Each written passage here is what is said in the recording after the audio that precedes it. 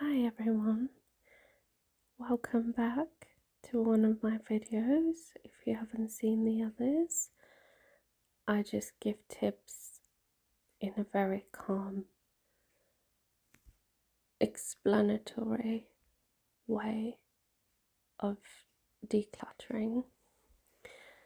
So in the video today, you can see me filling up a jar. This jar is filled with Weetabix. You can use many jars, different sizes, but as long as you plan where they fit, if they fit well in a shelf, cupboard, wherever they may be, plan ahead and make sure you buy a variety of sizes just in case some don't fit or you need to maneuver.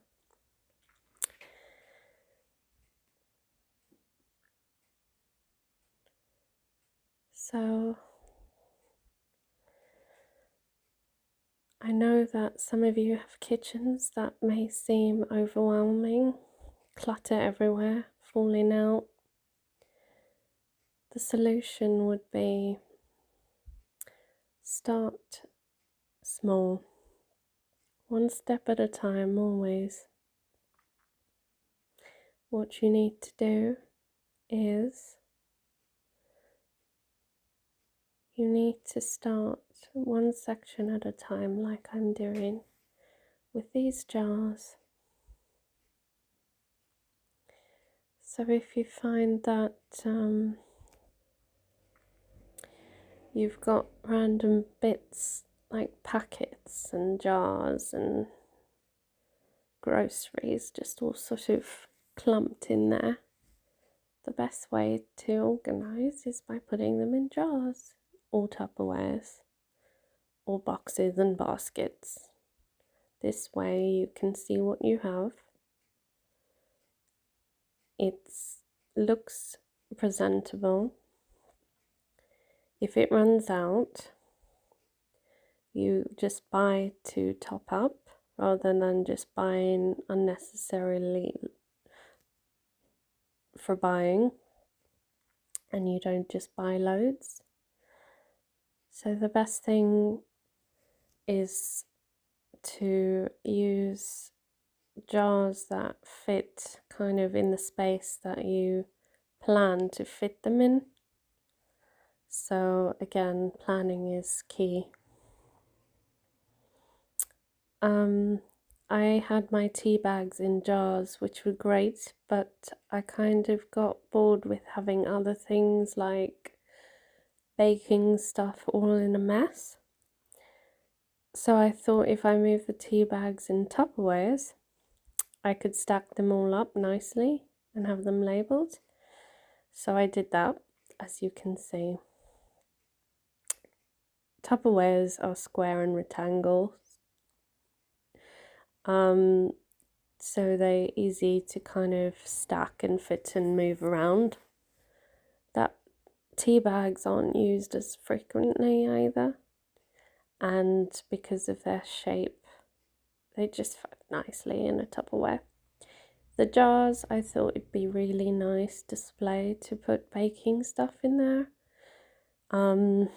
As jars are quite fragile, I end up moving them to the top shelf. They will be heavy when they're filled up, so best to put heavy items at the top shelf, or the bottom shelf, whichever place you don't use frequently. Just stack it there with products that you don't use often, because when you're reaching out, you know, it's all got to be purposefully thought through and purposeful placed.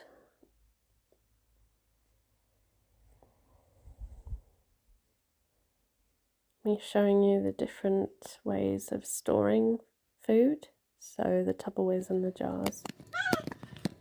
Oh dear, something happened there. Right, so I'm on to my baking stuff, transferring those into the jars. You know, jars don't always work, but when you want to get pretty, they work really well. For all types of things. My dream is to get just jars everywhere. I think that's any organizer's dream, but it takes time. It takes time, a little bit at a time, you know. You don't have to do it all in one go crazy, because you might buy all these things and they don't fit. So you really have to do it a little bit at a time.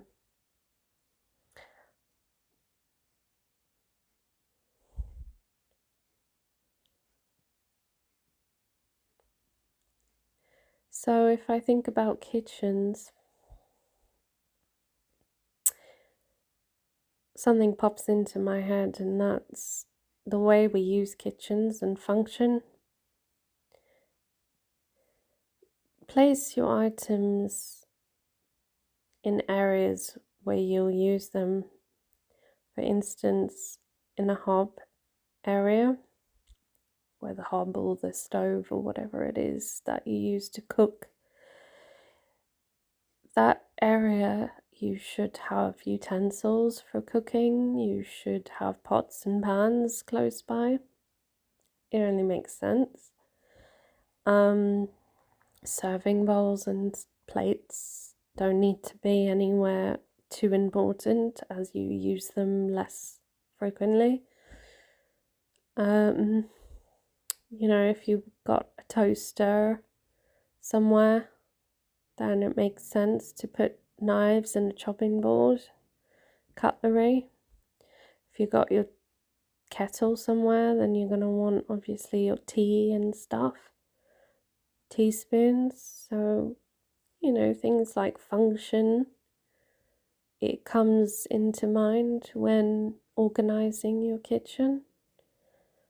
And you're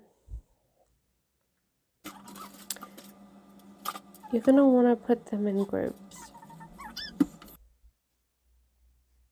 Yeah, and if food is out of date, chuck it away. It's not nice. You can get bugs, you can get sick. Don't risk it. I mean, unless it's like milk that you can actually taste and smell, that's not bad, or butter, which you can see, that's not moldy, then I wouldn't risk, especially baking stuff when you hardly ever bake.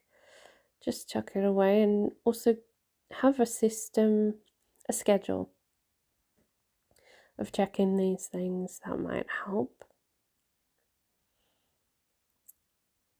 Have a little plan, like a schedule, if it helps.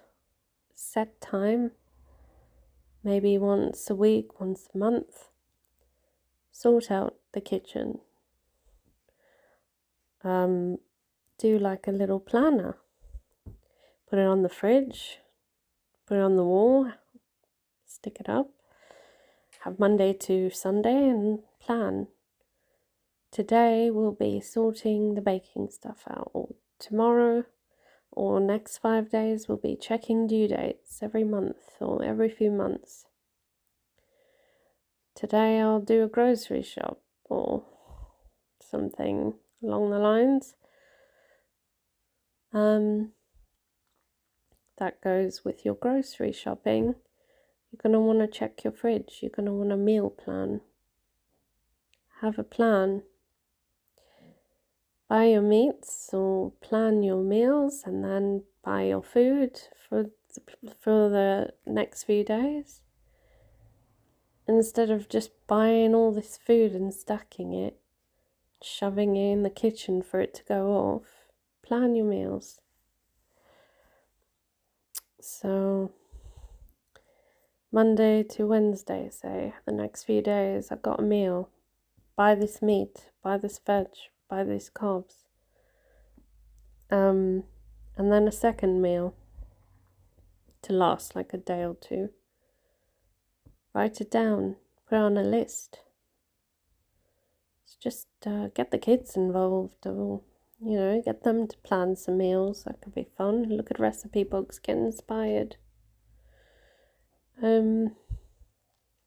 look some up, try different things, buy things you wouldn't buy for the meal, make it, and then eat it, and your fridge should be empty.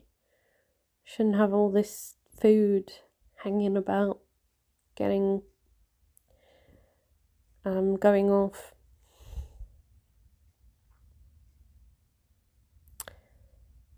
What am I doing here? So I'm putting in the baking stuff, making it all pretty, cutting out due dates, cutting out labels, sticking them on the nice pretty jars.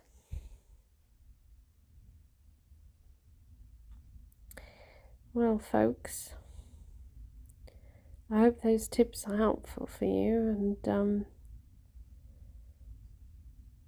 this may not be one of the most relaxing of videos, but it's certainly one of the most utilized videos when it comes to tips, so I hope they're handy for you.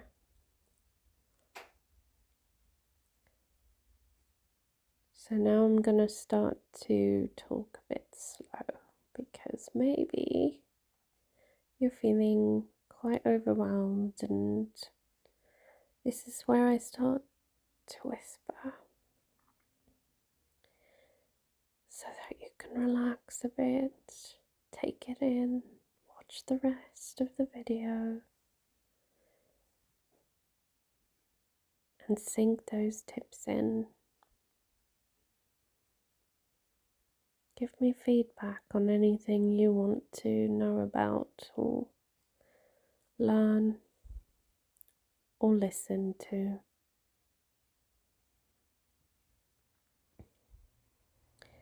Sometimes we all need to listen a bit more,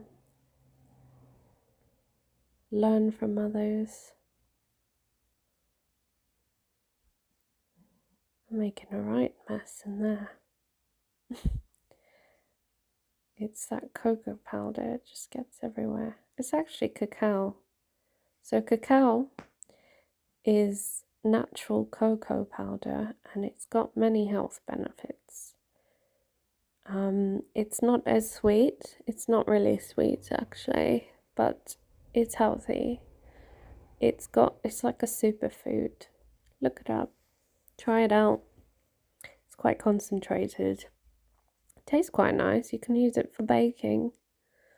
I really recommend getting some of that. It's good stuff. It's supposed to give you energy, or make you feel a bit in touch with your spiritual self about things. Yeah, there's some rituals that people do. Drink their cacao and meditate, or discuss things and dance, whatever.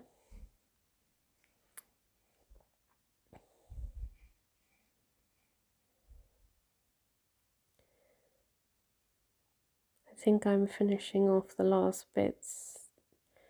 There's a few raisins and nuts and sultanas that I'm just popping into jars. Had a little bit to eat. Yep, my little snack as I work. And there we go. Well, soon I'll show you my progress. Enjoy the rest of your time.